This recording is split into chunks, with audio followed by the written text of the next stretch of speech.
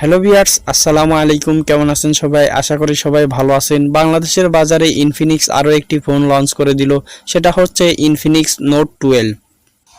এই ফোনটি বাংলাদেশের বাজারে একটি ভেরিয়েন্টে লঞ্চ করা হয়েছে 6128, আর এর দাম রাখা হয়েছে 18,299 টাকা। যারা কিনা এই বাজেট সেগমেন্টে স্টাইলিশ, গুড লুকিং এবং গেমিং ফোন চাচ্ছেন, তাদের জন্য one of the best choice হবে আজকের এই ফোনটা। বন্ধুরা, এই ফোনটি কি জন্য ভালো হবে এবং এর কি কি স্পেসিফিকেশন থাকছে ডিটেলস নিয়ে আলোচনা করব আজকের এই ভিডিওতে। তার আগে জেনে নেই এই ফোনটির হাইলাইটেড বিষয় সম্পর্কে। এই ফোনটিতে দেওয়া হয়েছে সুপার অ্যামোলেডের একটি ফুল এইচডি রেজুলেশনের ডিসপ্লে। তাছাড়াও থাকছে মিডিয়াটেকের G88 প্রসেসর এবং এই ফোনটিতে দেওয়া হয়েছে সাইড মাউন্টেন ফিঙ্গারপ্রিন্ট সেন্সর এবং এর মেইন ক্যামেরা হিসেবে দেওয়া হয়েছে 50 মেগাপিক্সেল। তাছাড়াও থাকছে 5000 mAh এর ব্যাটারি এবং 33 ওয়াটের ফাস্ট চার্জিং সিস্টেম। তো সব মিলিয়ে এই ফোনটি কিন্তু অনেকটা ভালো এবং ভ্যালু ফর মানি প্রোভাইড করছে। তো চলুন বাড়তি কথা না বাড়িয়ে সরাসরি ভিডিওতে ঝাঁপিয়ে পড়ি। তার আগে একটি রিকোয়েস্ট, যারা এখনও আমার চ্যানেলটিকে সাবস্ক্রাইব করেননি প্লিজ সাবস্ক্রাইব করুন এবং পাশে থাকা বেল আইকনটি বাজিয়ে দিন।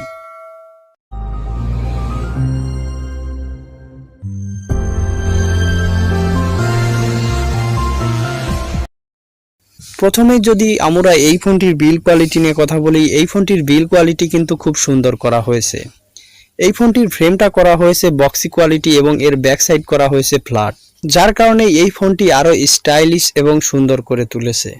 আমরা যদি এই ফোনটির ব্যাক সাইডে যাই তাহলে দেখতে পাবো ট্রিপল ক্যামেরা সেটআপ যুক্ত একটি ক্যামেরা বাম্প, আর ক্যামেরা বাম্প বরাবরই এই ফোনটির বডিটা করা হয়েছে গ্লসি ফিনিশ, আর নিচের অংশটা করা হয়েছে ম্যাট ফিনিশ। যদিও দেখে মনে হয় ফ্রস্টেড গ্লাস, কিন্তু না, এই ফোনটির বডি এবং ফ্রেম করা হয়েছে প্লাস্টিক। এর পোর্টস অ্যান্ড বাটন নিয়ে যদি কথা বলি, এই ফোনটিতে সব ধরনের পোর্টস অ্যান্ড বাটনই পেয়ে যাচ্ছেন, তবে এখানে সেকেন্ডারি নয়েজ ক্যান্সেলেশন মাইকটা দেওয়া হয়নি। আর এই ফোনটির ডাইন সাইডের ফ্রেমে আসলে দেখতে পাবেন পাওয়ার বাটন এবং ভলিউম রকার।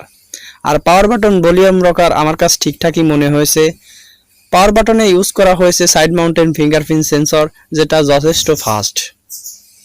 আমরা যদি এর ডিসপ্লে সেকশন নিয়ে কথা বলি, এই ফোনটিতে দেওয়া হয়েছে সুপার অ্যামোলেডের ফুল এইচডি রেজুলেশনের একটি ডিসপ্লে, যেটার সাইজ রাখা হয়েছে 6.7 ইঞ্চি, যার কারণে এই ডিসপ্লেটা কিন্তু অনেক বড়সড়।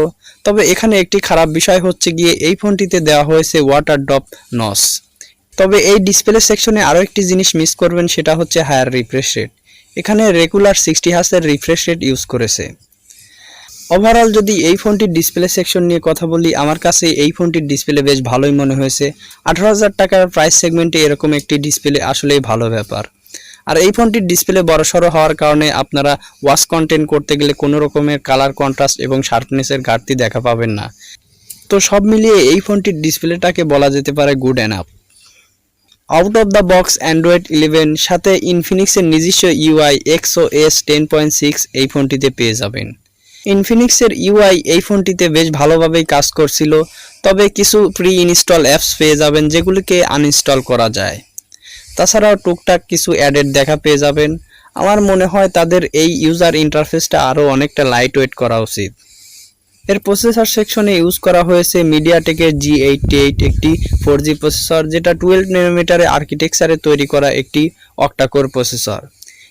এই প্রসেসরটা কিন্তু মিডিয়াটেকের G85 এর সাকসেসর, সেখান থেকে কিছুটা আপডেট করা হয়েছে। এই প্রসেসরটা কিন্তু বহুল ব্যবহৃত একটি প্রসেসর, আমরা বিগত অনেক ফোনেই এই প্রসেসরটা ব্যবহার হওয়া দেখেছি। তো এই প্রসেসরটার দ্বারা আপনারা অনেক ভারী অ্যাপ্লিকেশন 4-5টা একসাথে মাল্টিটাস্কিং করতে পারবেন। তাছাড়াও ডেইলি লাইফের কাজগুলো অনেক দ্রুত সঙ্গেই করে নিতে পারবেন। সব মিলিয়ে এই প্রসেসরটা এবং এই ফোনটি যেহেতু 6128 সাথে পেয়ে যাচ্ছেন, যার কারণে আপনারা পাবজি এইচডি গ্রাফিক্সে হাই সেটিংসে খেলতে পারবেন এবং কল অফ ডিউটি, অ্যাসফল 9, তাছাড়াও ভারী ভারী গেমগুলো বেশ অনায়াসেই খেলতে পারবেন। এবং ফ্রি ফায়ার সহ এরকম যতগুলো গেম আছে সব গেমগুলোই আপনারা আল্ট্রা গ্রাফিক্সে রেখে কথা বলা যাক এই ফোনটির ক্যামেরা রাখতে পারবেন। এই ফোনটির রিয়ারে ব্যবহার করা হয়েছে 3টি ক্যামেরা, যার মেইন ক্যামেরা থাকছে 50 মেগাপিক্সেল, আরও থাকছে 2 মেগাপিক্সেলের ডেপ ক্যামেরা, আরও একটি থাকছে QVGA 0.8 MP ফালতু ক্যামেরা, যে ক্যামেরাটা অনেক বাটন ফোন এবং ফিচার ফোনগুলোতে ইউজ হয়ে থাকে। এখানে একটি জিনিস মিস করবেন, সেটা হচ্ছে গিয়ে আল্ট্রা ওয়াইড ক্যামেরা। 18,000 টাকা প্রাইস সেগমেন্টে আল্ট্রা ওয়াইড ক্যামেরা অ্যাটলিস্ট দেওয়া উচিত ছিল। আর এই ফোনটি দ্বারা আপনারা সর্বোচ্চ 2K 30 fps ভিডিও রেকর্ড করতে পারবেন। তো সেক্ষেত্রে এই ফোনটির ক্যামেরা সেকশনটা আমার কাছে একটু কমতি মনে হয়েছে। তো আপনাদের কাছে কি মনে হয়েছে অবশ্যই কমেন্ট সেকশনে জানাবেন। আমরা যদি এই ফোনটির সামনে আসি তাহলে দেখতে পাবো টপ নচ কাটআউটের মাধ্যমে বসানো সেলফি ক্যামেরা, যেটা 16 মেগাপিক্সেল। আর এই 16 মেগাপিক্সেল দ্বারা আপনারা 1080p-তে 30 fps ভিডিও রেকর্ড করতে পারবেন। তো এই প্রাইস সেগমেন্টে 16 মেগাপিক্সেল সেলফি ক্যামেরা মানিয়ে নেওয়ার মতো। এই ফোনটিতে লাউড স্পিকার হিসেবে দেওয়া হয়েছে ডুয়েল স্টেরিও স্পিকার, যার কারণে আপনারা বেশ ভালো সাউন্ড কোয়ালিটি পাবেন। এবং এর ব্যাটারি ব্যাকআপ হিসেবে দেওয়া হয়েছে 5000 mAh এর ব্যাটারি, সাথে দেওয়া হয়েছে 33 ওয়াটের ফাস্ট চার্জিং সিস্টেম।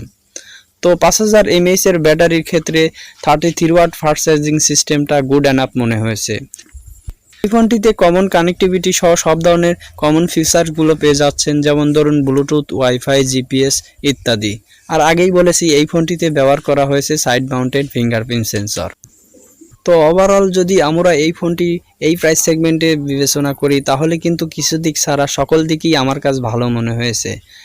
আর এর খারাপ দিক হচ্ছে গিয়ে এখানে দেওয়া হয়নি আল্ট্রা ওয়াইড ক্যামেরা সেন্সর, তাছাড়াও দেওয়া হয়নি সেকেন্ডারি নয়েজ ক্যান্সেলেশন মাইক, এবং 4K 30 fps ভিডিও রেকর্ড করার সুবিধাটা থাকছে না। তাছাড়া সব ক্ষেত্রে এই ফোনটি আমার কাছে ভালো মনে হয়েছে। আপনাদের কাছে কেমন লেগেছে এই ফোনটি অবশ্যই কমেন্ট সেকশনে জানাবেন। আর ভিডিওটা ভালো লাগলে অবশ্যই একটি করে লাইক করবেন।